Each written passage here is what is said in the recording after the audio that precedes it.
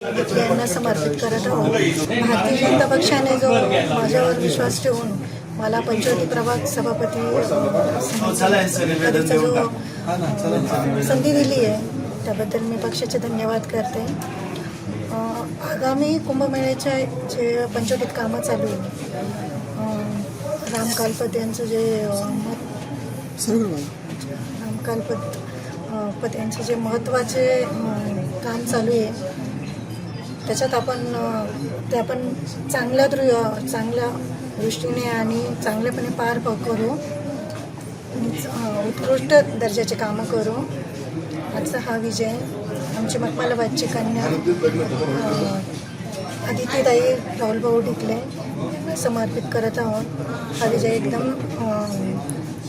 साध्या पद्धतीने करणार आहोत। सर्वप्रथम सर्वांना नमस्कार।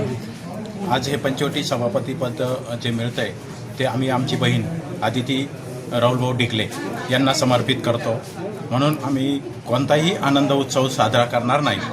आणि त्याच्यानंतर जे आम्हाला जबाबदारी दिली पक्षाने ती पुरेपूर पार करण्याचा प्रयत्न करणार।